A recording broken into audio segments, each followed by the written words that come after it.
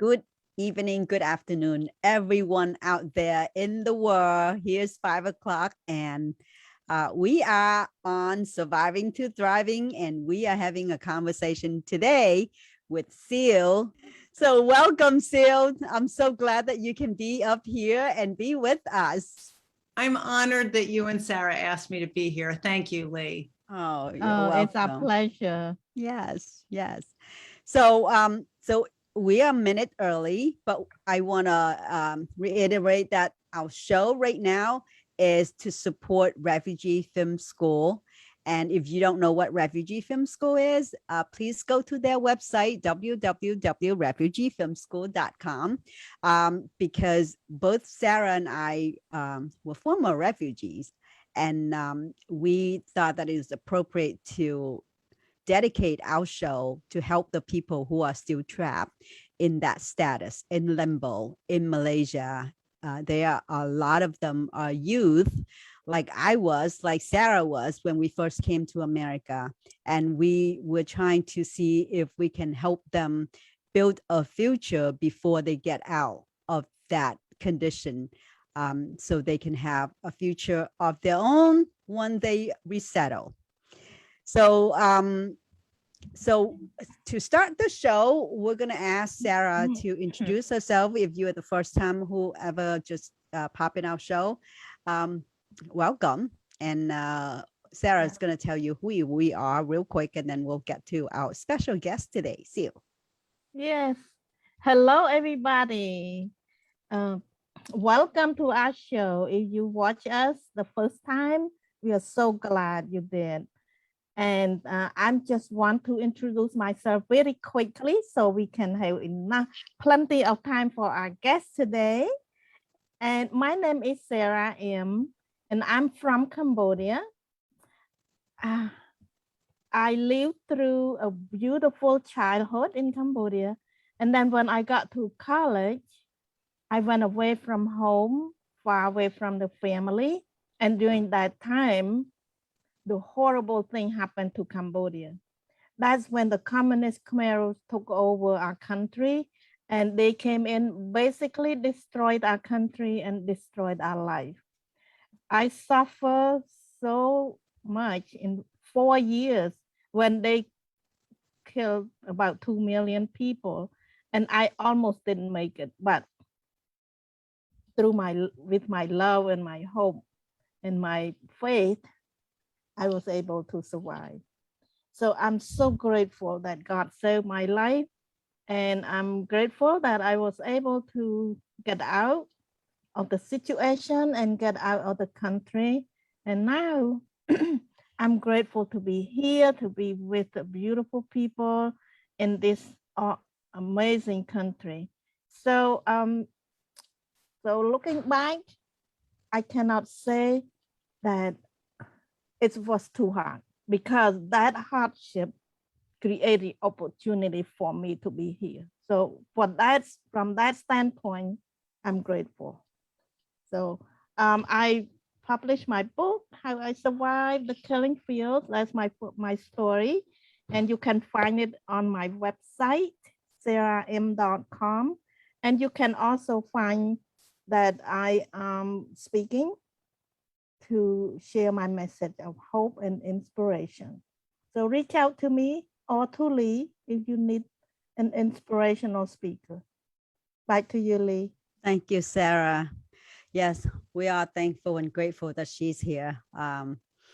So my story is slightly different, but not too much. I came out of Vietnam about the same time that Sarah came out of Cambodia. And we both endured 4 years under communists from 1975 to 1979. The only difference is we're a neighbor country. Our family ran out from a sea route, and she ran away from the jungle route. So that's the difference. But the suffer is the same. The universal pain is the same. Like many of you out there, you might not need to cross the ocean or the jungle, but your pain are the same. If you have to endure any trauma, anything that take you to a place that's suffering, we are in the same boat. And my story has been told on the TEDx stage, on my book, and now I am also a speaker to bring the message of hope to people, saying that, whatever we've been through, we can overcome it. We can thrive no matter how bad of the suffering and the surviving condition if we put our mind to it. And many of us have been doing it. And that's why this platform is to honor those people who surpass the surviving and bring their life to a thriving place. And that's what we want to share with you. So today, I have my beautiful friend who I have known for, oh my goodness, I want to say at least 10 or 13 years. I want to tell you one thing. I remember Ceil when the first time I met her, but I'm not going to do it just yet. Okay. Should I be scared? No, it's beautiful. So I have met Ceil when I was already in the business, in my prior business, for a couple of years. And I met this beautiful, gorgeous, curly hair lady who sat in the audience while I was giving a collaborating speech with another interior designer. And she approaches me. So listen, if you are new to anything, always approach the speaker because they will remember you. And I learned that from the hard way. And I learned that also from seeing other people doing it. But I met Ceil when she started to go into the industry of window covering, window treatment, special custom window make. So Ceil, welcome to our show, and please tell our audience who you are, what your passion, what your purpose in life, all the good juicy stuff. Well, Sarah and Lee, thank you so much for inviting me to be here. I'm inspired by the two of you. Lee, I just recently finished your book, and I have to say, even I knew of your story, I didn't know the details of it. And I highly recommend people read it because my perspective on things while I was reading it, and it is not preachy in any way, but there was one day where I was doing something and I was like, I had just gotten to the point where you had built a hut to stay in for an I didn't build it. Well, but your family was putting something over your heads, and I'm thinking, really, this is something I'm going to get worked up about. So the perspective was very helpful. It was also really helpful for me to understand what causes a family to leave a home and venture into areas that they know nothing about. And but this show is not about me, Ceil. I know, but one of the things that I've seen among the people that I interview for my podcast is a lot of us, and mostly women in our industry, venture into an area of unknown and do it pretty bravely. So yes, I am the oldest daughter in a family of 9 children. And I grew up not far from where I live now. I had learned to sew in middle school, and it was something I just absolutely loved. And went through my career. I had worked for a large department store in the Philadelphia area, loved it. I worked in their information systems area, and my husband and I had tried for a very long time to have a family, and it did not work out quite the way we wanted. Then we were fortunate enough to find an adoption agency that we worked with. And when our oldest daughter was born, I immediately went back to work because there was no family leave. You didn't do that in 1990. Yeah. I hadn't given birth, so I wasn't recovering from pregnancy. So when she was 2 weeks old, I went back to work, and it was awful. And I still remember one day walking in the front door. I had my briefcase, I had my baby, and I had a pizza for dinner.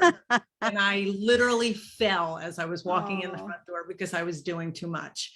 And my husband and I sat down, we talked it over. We said, we can't keep doing it this way. Is it worth it for me to be going to work? And in the end, by the time I paid everything, city wage tax, childcare, I wasn't making much money. Right. So I decided to stay home, and about 3 weeks later went, what have I done? I was no one my age was home with young children. I was bored. So I started a business. I started making bridal headpieces. A couple people in my family needed them for a wedding. A bride reached out to me. I made a whole bunch of samples. My husband was a photographer at the time. He took pictures. I took them apart, made new ones. And I used my sewing skills for a number of years doing that. But then we moved and I needed some window treatments for my home and I started making them. And I went to a Service Corps of Retired Executives meetings. It's called SCORE, and they mentor small businesses. And there I met two interior designers and I told them I was trying to get into this part of the business and we sort of grew together. They knew they didn't know everything. I knew I didn't know everything. And my business grew from there. I was fortunate enough to meet people like you, Lee, and people in the Window Covering Association of America. So I was able to educate myself and learn more about the industry. And I did that for a number of years, just working on the window treatment end of things. And I started to volunteer for the WCAA and started to put myself out there a little bit more. Lee, as you said, I'm not always comfortable with it. Sitting here right now talking about myself is not comfortable for me. But I found that every time I pushed myself a little bit, whether it was to volunteer to do something, I think the first thing I volunteered to do for WCAA was I was on the entertainment committee, refreshments. And the next thing you knew, I was the secretary. Then I was the vice president. Then I was the president. Then I was the secretary for the national board. And each time I said yes, something fantastic happened. I either met someone who helped me in a way I couldn't have anticipated, or another opportunity came my way. And about maybe 6 or 7 years ago, I had started listening to a podcast in the craft industry. I don't really do that many crafts because I don't have time, but I loved her style and I loved that she interviewed people. And I kept thinking, somebody in our industry should really do this. And I said it just one too many times. And finally somebody said, maybe you should do it. And so I looked into podcasting and I found that it was so exciting and fascinating to me. So I started a podcast. And I'm not going to lie to you. I really thought I'd interview maybe 4 or 5 people. We'd all have exactly the same story, the end. When I got to the 3rd interview, I went, we are all so different. And we had different business models and we had different life stories. And I was hooked. I thought I have to interview as many people as I can. And I just celebrated 5 years of podcasting. I now actually am involved with 2 podcasts. Prior guest on your show, Susan Woodcock, and I collaborate to do a second podcast, and that's an educational one. And she comes up with the content, and we do record some of it and put it on YouTube, but mostly it's a podcast. And I'm just, to this day, I'm astounded, like hundreds of thousands of downloads and people all over the world listen to it. And I learn something new from every single person I interview. I think I'm up to 275 episodes and 55 on the 30 Minutes with Workroom Tech podcast. But it's just, I'm stunned. I learn something from people and they share things with me. And initially, I ask a lot of the same questions because I get such different answers. And one of the things I love to talk about is resiliency. And in the very beginning, I would say to people, do you think you're resilient? And almost all of them said no. And yet they had told me a story that showed me the exact opposite. So I changed the question and I say, in what ways do you think you're resilient?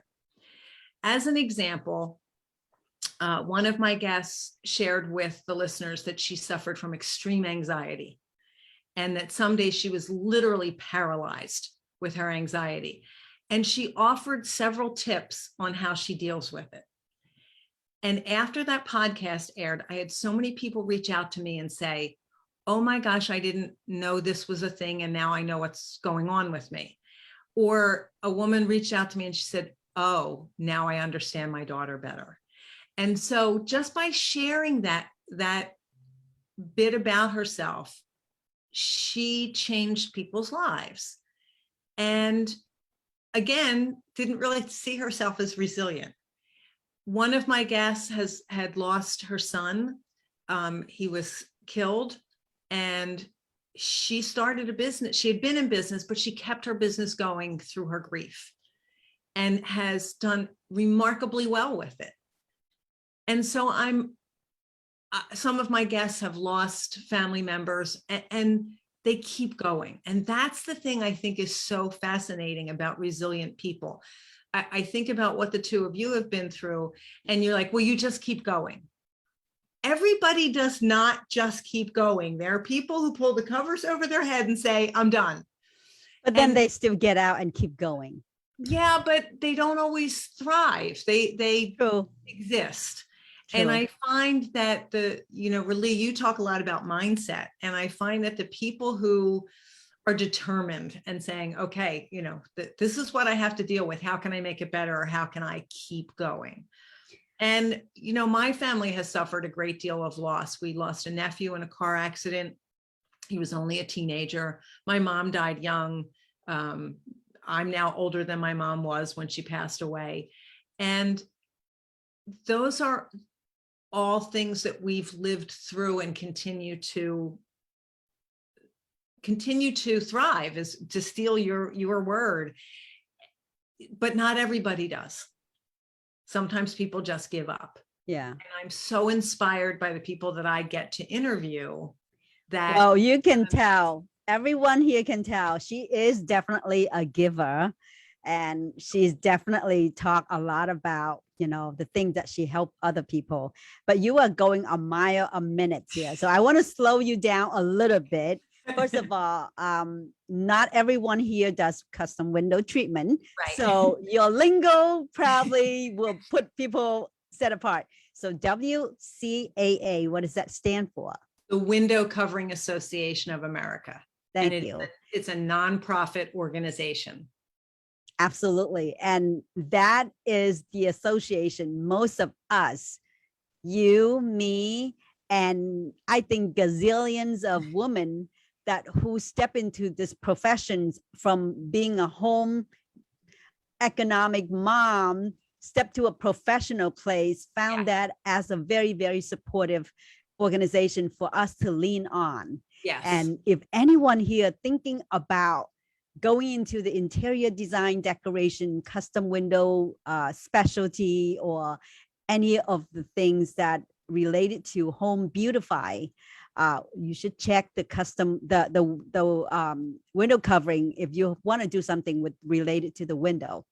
But I have seen how much evolved that you are from what you do. I am too. I was too at the time that when I was there. I think a lot of us really evolved when only we are willing to step out of our comfort zone and try a little bit, and that little bit take us to the next little bit, and it take us to the next little bit. Right. It's from a volunteer for a food committee to be a president of the local chapter, and then to be a treasurer in the national chapter, or secretary in the national. You do not want me to be treasurer. Well, you can count money, can you? I can, and I've come a long way in that department. But that is how far, and then get out of your comfort zone to manage an information library, which is the treasure, a national treasure of the Window Association. I think, when I first started, Ceil, I think you are too, always going onto that forum to looking for information, to look for help, to look for support. And sometimes we cry in there, sometimes we laugh in there. So I'll share a little bit about, it's called the Curtains and Soft Furnishings Resource Library. And it has evolved over the years. It was started many years ago by other people in the industry. And it's sort of been passed along as a resource that it's invaluable. It is. And so I am the caretaker of that information right now. I had someone recently tell me how wonderful my information was, and it is not mine. It has been, You're a treasure keeper. That's exactly, I am the treasure keeper of we refer to it just as the library. But for anyone who's interested in learning more about running a window treatment or soft furnishings business, we have upholstery, slip covers. We have people who are fabricators, installers. Yes, yes. And the information, there's years and years worth of an online forum that's still available to look at. But now there's a newer area where people can pop in and ask a question, and it can be business related. It can be, how do I do an envelope flap for my pillow? Or what size invisible zippers do you use for your duvet covers? And it's a community of people who will answer questions, but it's also, there are webinars and videos. Years and years ago, there was a school called the Custom Home Furnishings Academy, and Lee had attended that. Many times. Yes. They put together a series of videos as education. They are all housed there. I now have some slightly larger workrooms using those videos to train the people working for them. Beautiful. So it's a yearly membership, and it allows people to go to it when they need it. And so if it's, if you happen to be burning the candle and you're up at 1:30 in the morning, go to the library. Trying to figure out how to, do a certain things is no better place to be in the industry that you have a great support behind you. Exactly. And I have to say that I am very, very, very lucky that I found WCAA and I found the CHF, which is the Custom Home Furnishing School back then. Mhm. And my business thrived because this group of women and men and people in there that are so relentlessly supporting each other. Yes. And I don't see that in many other industries. I'm astounded by how much I learned from other people. And you were one of them, Lee. You opened up, we had like a small workroom group that was just getting together and teaching each other methods, and we would reach out to each other and say, oh, I just got this new sample in the mail and this is what it's like. And it's exciting. It is exciting. And it's an industry that has a lot of changes because technology changes it. It's an industry that's affected by safety rules. So we have to keep up on that. Tomorrow starts National Window Safety Month, and that's something. That's right. Yeah, October. Yeah. So but it's the tagline for the Window Coverings Association is where you're never in business alone. And I can absolutely tell you that if it had not been for the WCAA, I would have been in a new career. Yeah, we would never met. And No, and I have to say, I am very lucky to be in the National Speaker Association, which is a very, very supportive industry. It's Mhm. almost as good as the window treatment industry. Wonderful. And I'm so lucky to have met many people. And that's the reason how I met Sarah. It's just from fellow speakers, and we just Okay. introduced to each other and we support each other. And I think it is so critical nowadays, no matter what industry you're in, you got to find the industry that is not cutthroat, that's not Right. stabbing behind your back, and that's not, dog eat dog world, because there's a lot of that out there. Right. I also found, Lee, I really meant what I said about volunteering. I think that when you are active with the groups that you belong to, I know sometimes you just can't put one more thing on your plate. But there were times when opportunities came to me that I actually said yes, because I had so many good things had happened from the last time I volunteered to do something. Like, oh, what good thing is going to happen now? I had to really think, like, am I doing this selflessly, or am I doing this so that something good happens to me? But I think both of you are a perfect example of putting yourself out there and sharing your story, sharing what you've been through. You had Susan Woodcock on in December.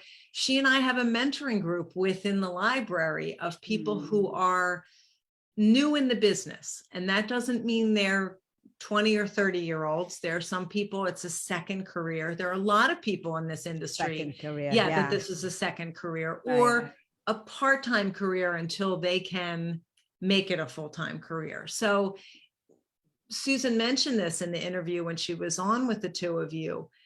You can create your own business model with this. I have chosen to work from home. I have not chosen to have a space outside my home. Lots of people do that. Lots of people have a property and put a building on their property, and that's where their business is. And when my children were young, I just worked around their hours. And when they were home from school, I was done for the day. Sometimes I went back to work after they went to bed, but I was able to be home with my children. And that was what was important to me. And there isn't necessarily a limit. You can sub out work and you can sell hard treatments and you can sell fabric. So it really, again, after I interviewed 3 or 4 people, I was just astounded by how different our businesses all are. Well, we are taking after your step. We're not 5 years. We are in our 18 months. With the spur of a moment, I called Sarah up, like, would you like to co-host with me? And she said yes, without even giving a second thought, which I'm really, really grateful for. But I want to come back to the question of Susan and being not timid about approaching the leader in the industry, because I learned that when I make myself memorable to the people who are leader in the industry, they tend to remember you. Agreed. And that's how, I mean, especially, I think good leaders are always be able to spot out the person or the people that who want to thrive. Yes. And I think I have a couple things in my local women networking group that I volunteer like you, Ceil. I did a little bit and I dabble, and people see a little potential in me and they see that I can greet people. So they recruit me and that gives me the confidence.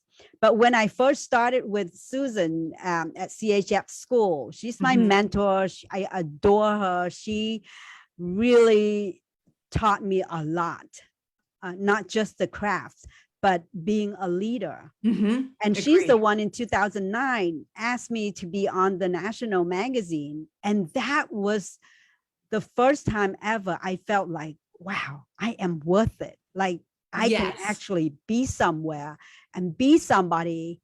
So the feeling is just wonderful when somebody recognizes your talents. And that's, Lea, I think there were 3 people in our industry who made me feel that way about myself. One is Michelle Williams. Janelle and Michelle, yes. Yeah, she started out as a workroom. She is now a coach. She's a profit first. She was my coach too. Yes. She recognized some things in me. She's the one who encouraged me to volunteer to be president, and she's the one who asked me to be on the national board. Yeah. The other person was Janelle Deck, who I know also was a huge. Is my mentor also. Yes. Yeah. Janelle and Michelle both owned the school for a while and are both phenomenal teachers in our industry, and both saw potential in me that I was not able to see. Yeah. And Susan Woodcock. And when I first started my podcast, I did exactly what you just said. I reached out to the people who I thought were industry icons, and who under other circumstances, I would never have had the courage to reach out and ask the questions. Another one was Donna Cash, who's an amazing teacher and an amazing businesswoman in our industry. Donna Stofus is another one. Yes, and I've asked all of them. But I asked Michelle and Susan and Donna. They were the first 3, and Janelle was in the first couple that I did. And it was really because I got to ask them questions that I would love to have had the opportunity to talk with them in person about. And it had that same effect that you're saying. They now knew who I was. And I mean, here I am 5 years later, and I'm mentoring with Susan. I have a podcast with Susan. Sometimes I have to pinch myself. I'm like, but wait, Susan is an industry icon.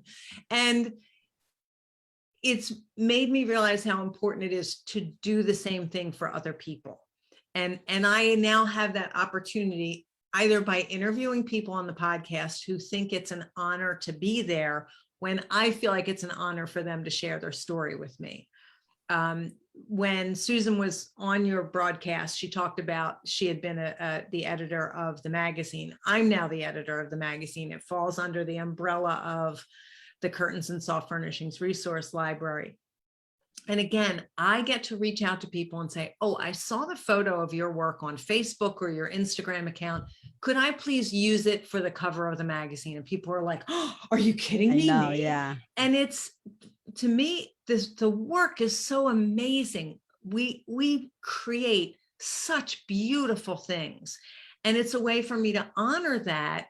And for me to say to people, you are worthy. Your work is gorgeous. Your work is beautiful, and it should be featured. And one of the things that Susan made me feel almost immediately was that she wasn't more special than I was. That sometimes they are not as scary as we think, right? Exactly. And I had been to classes that they taught. So all of them were on a pedestal to me. None of them put themselves there. None of them treated themselves like they belonged on a pedestal, but they all welcomed my questions, supported me in creating the podcast. Janelle approached me about selling the library because she was the former owner. And I won't lie to you, when she first approached me, I'm like, why me? Why would she think I can do this? And there are days I'm still not sure why she asked me that question. She sees something in you. Yes. And so again, that was a yes. It wasn't a volunteer position. I own the library and it costs money to belong to it, but it was a big step into something that was unknown for me. And I joke around a lot on the podcast. I operate, fear is my base level. I'm afraid of everything, but I say yes. I think we are in the same boat in many of those facts. And I want to take a minute to talk to our readers or our listener here. So a lot of time, I came from a background of very, very frightful of authority, of talking to even my own father. Right. But being in the industry, and it's like even in the classroom, I always afraid to talk to the teacher. I always afraid because we think so highly of those people, right? I mean, we're so scary, and we especially get so, intimidated feeling. But the window covering industry have made me feel like those are just regular moms. They're just so giving, nurturing, and they would, cradle you, and they will nurture you and teach you. There's so many people I want to honor. Sarah O'Neill is another one. Yes. There's just like endless the list of people who are leader in that industry, and you can approach to just every single one of them and talk to them. And I want to remind you how I remember you, Ceil, when you approached me at one time when we first met. You said, Lee, I'm the most obedient person in the world. I work for the designer. Whatever the designer tell me to do, I will do exactly how she wants me to do. And I think to myself, wow, this is a great person to work with, because I am on the other hand, I would love to give my opinion and creative design idea. I'm a creative person. I will listen, but I always like, how about this is a little better, and that's how I remember you. I was like, that is something that you say to me that make me remember, right. Make you memorable. That's so funny, Lee. I do remember meeting you. And it's funny because I went to that with my niece, who at the time was dating the brother of the interior designer that you. Oh, really? Yeah. But I remember thinking that I didn't do retail work for very long. And for anyone who's not familiar with what that means is I don't work with a homeowner. I'm not an interior designer. I don't love picking That's what you fabric. said exactly. Yeah, it's just not my thing. And now that I've been in business for a few years, the designers that I'm working with respect my knowledge and respect my expertise. And a lot of times they'll say, oh, this is what I want. And I'll say, no, you don't. Let me tell you what you want. I know, yeah, right? I'm much more confident about that now than I used to be. But it's you also evolve. You know, we all exactly. evolve. It was experience and the comfort in knowing, okay, I know how to do that. That I've learned, I've done it enough Right. times. I have some confidence in that. But the point is, whatever you say to the instructor, the speaker, the person, be the sincere person, and they will remember you. Absolutely. Absolutely. And I'm And glad that's how I Go ahead. sometimes get overexcited, and I would come and I would just be myself. And I don't a lot of time I don't remember what I said, but people Right. remember for the energy that I bring to the table. Yes, yes. I'm so glad you mentioned Sarah O'Neill, because she was one of the people who she came to speak to our local chapter. She lives further up the coast. And we were talking about the podcast. I was still talking about it and hadn't started it yet. And she turned and she looked at me and she said, oh, Ceil, if anybody can do it, you can. And she is another industry. All we need is this one little yes, push, right? Yes, one little exactly, nudge. exactly. I mean, I wouldn't have the courage to sit here if Sarah didn't say yes to me. That's all I need, just one little push. Yes. And many times we just need to hear that. Right. We know that we have it, but we need to hear that. Yes. And Michelle did that for me too. She said, are you going to keep talking about the podcast or are you going to start it? I really miss the industry. I'm so sorry, Sarah. You totally have no idea who we're talking about. I feel badly about that, but there's some really wonderful people in our industry. And I know that it will be wonderful next year when you come to the Custom Workroom Conference and you're the keynote speaker. You'll get to see. I am so looking Yes. forward to that. It's almost Yes. like going back to the mothership, like I said. Yes. It was just And I think it's interesting, Lee, I know that you've been through a number of different careers, but I loved reading about how you would draft patterns and then your mom would be the one to sew them. And I think that looking at some of the skills we acquire as young people, it's important for us to pay attention. What did we love doing? What brought us joy? That's why I'm a coach now, because Yes. I would help you dig out what is your asset. A lot of time people think, oh, I've been through that, but that's no use anymore. Everything is useful. Yes. Nothing goes to waste. Yes, everything brings us to where we are today. Exactly. But I can talk with you all day long because Lee, we have so much. But I want to wrap up with maybe one question, because you have so many great questions you asked me at your podcast. Okay. And it make me think like, oh, I don't have a trademark of how to like end the thing. And I was like, oh, I'm going to have to start looking up if one thing that you want to give advice for people that who actually want to look into this home furnishing industry, or what is the one thing they should take step besides contact you? Yeah, besides contact me, educate yourself. There are hands-on classes. Susan has Workroom Tech. There are online classes. Susan offers them. The Workroom channel has them. There are so many. The Curtains and Soft Furnishings Resource Library has hours and hours worth of educational. And she's not lying. I mean, not. I can attest to that. Hours. So educate yourself, but don't freeze yourself up with needing to know everything. Just start. You don't know what you don't know.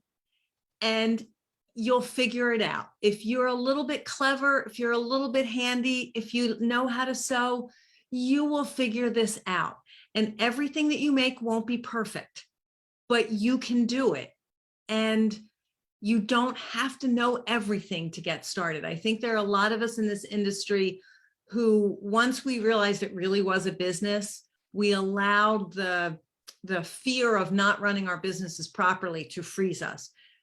But we started anyway. You know what? If you have a fear, just go to the conference, make friends with a bunch of these women, and they will Absolutely. calm your fear, and you'll feel like you have a strongest force Yes, behind and a you. tribe around you. Yes. And don't let your passion dry up. Today is the last day we're going to talking about passion and purpose.